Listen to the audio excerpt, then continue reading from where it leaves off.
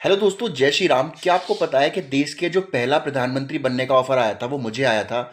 यही नहीं, देश के नोटों पर जो फोटो छपने का ऑफर आया था ना, वो भी सबसे पहले मुझे आया था। लेकिन हमारे नेहरू जी और गांधी जी ने मुझको हटाकर अपना सारा योगदान ले लिया।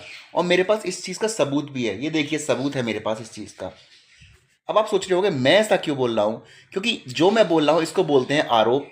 और ये हमारे देश में कोई किसी पे भी लगा सकता है। और यही हुआ है अभी। कुछ दिन पहले राहुल गांधी ने एक कॉन्फ्रेंस करी और उसमें कुछ ऐसे पेपर्स दिखाए जो कि वोटर आईडी के नाम पर उन्होंने ईसी से मांगे थे और ईसी द्वारा प्रोवाइड किए गए थे कर्नाटका में, जिसमें एक आदमी के नाम पर कई सारे वोटर आईडी कार्ड थे। अब उन्होंने आरोप लगाया है कि ऐसे वोट डलवाकर, वोट चोरी कर कर बीजेपी और election commission of India BJP को जिताता है। और मोदी जी प्रधानमंत्री इसीलिए बने हैं, मुंबई में बीजेपी इसीलिए जीती है, और जहां भी बीजेपी जीती है वो वोट चोरी करके जीतती है। लेकिन इसको आरोप बोला जाता है क्योंकि जब इलेक्शन कमीशन ऑफ इंडिया ने राहुल गांधी से शपथ पत्र मांगा ना, तो वो देने से मुकर गए।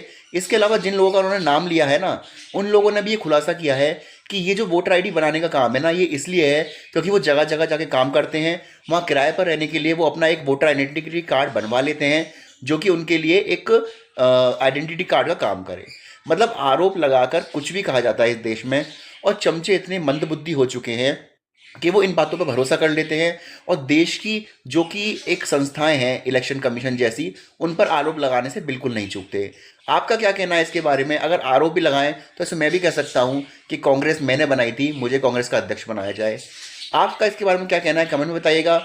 और अगर राहुल गांधी सच्चे हैं तो ट्वीट करके उनको रिक्वेस्ट कीजिए कि आप कोर्ट में जाइए। और हम भी चाहते हैं कि इस चीज़ का पर्दाफाश हो कि क्या वास्तव में चोरी होती है।